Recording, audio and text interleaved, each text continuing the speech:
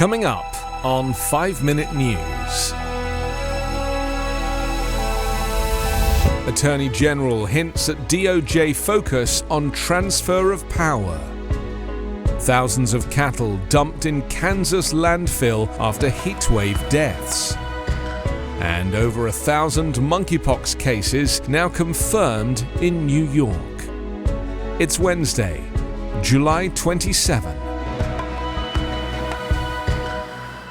I'm Anthony Davis. U.S. Attorney General Merrick Garland said on Tuesday that the Justice Department plans to prosecute anyone who was criminally responsible for interfering with the peaceful transfer of power from one administration to the other, speaking more expansively than he has previously about a federal criminal investigation that appears to have moved far beyond the rioters who attacked the Capitol. In an interview with NBC, Garland said the televised hearings by the January 6 committee highlighted the truth of what happened and what a risk it meant for our democracy. And he acknowledged that Justice Department investigators learned things from the congressional testimony. Garland said, "We intend to hold anyone who was criminally responsible for the events surrounding January 6 for any attempt to interfere with the lawful transfer of power from one administration to another accountable," suggesting that would still be the case even if Donald Trump runs for a second term as president.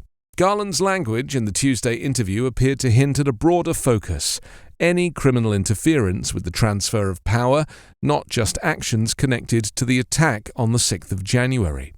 Some experts have argued that many of Trump's actions, including his attempt to use the Justice Department to advance bogus claims of fraud and his efforts to pressure the Vice President Mike Pence prior to January 6, were part of a criminal scheme to halt the transfer of power. Top U.S. cattle feeding companies sent 1,000-pound carcasses to a Kansas landfill, where they were flattened by loader machines and mixed with trash after a June heatwave killed thousands of cows. Other cattle were buried in unlined graves, the feeding company said. Neither is a typical method for disposing of carcasses, but so many cows died in the unusual heat and humidity that facilities that normally convert carcasses into pet food and fertilizer product were overwhelmed, prompting the state government and cattle feeders to take emergency measures. The mass deaths and subsequent scramble to deal with decaying carcasses sparked a push for changes in the meat industry in Kansas, the third largest U.S. cattle state. Kansas is forecast to see more high temperatures that can stress and potentially kill cattle this summer, adding to the myriad problems caused by increasingly extreme weather connected to climate change. Although state officials authorized companies to dispose of carcasses at the Seward County landfill in Liberal, Kansas, they are now considering alternatives to decrease the risks of foul smells and other problems if more deaths occur. The disposal methods and identities of companies that lost cattle have not been previously reported.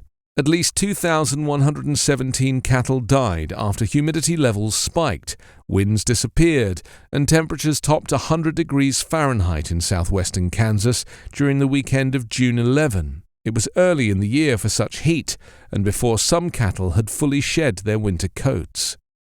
Climate change is having a multi-pronged effect on the planet, and many species will struggle to survive as the Earth continues to warm. There are now more than 1,000 confirmed cases of monkeypox in New York City, which continues to be a hotspot for the virus, health officials said this week. New York reached 1,040 cases as of Monday, said the most recent information released by the city. That accounts for more than about a quarter of all of the confirmed cases in the U.S. America leads the world in confirmed cases, according to data from the CDC. As of Monday, there were 3,846 confirmed cases in the U.S. and 18,095 globally, the CDC said. The World Health Organization declared the outbreak a public health emergency on Saturday. The virus is spreading primarily among men who have sex with men, research has shown. Close sexual contact was responsible for transmission in 95% of cases, one recent study found. There is a divide in New York City's health department over whether the agency should advise gay men to change their sexual behavior amid the outbreak. Even as cases in New York have surged, officials have struggled to respond with adequate vaccination and testing. At the end of June, as New Yorkers scrambled to get a limited supply of monkeypox vaccines, there were 300,000 doses sitting in a warehouse in Denmark. Then, once officials decided to send those doses to the US, they arrived too slow, missing their chance to slow the spread of the virus. New York Governor Kathy Hochul has also announced that the state has reached an agreement with Quest Diagnostics to use a PCR test on people who have a rash consistent with monkeypox. The WHO assessed the risk posed to public health by monkeypox in the European region as high, but the global level as moderate, despite monkeypox appearing in more than 75 countries. You can subscribe to 5-Minute News on YouTube with your preferred podcast app. Ask your smart speaker or enable 5-Minute News as your Amazon Alexa flash briefing skill.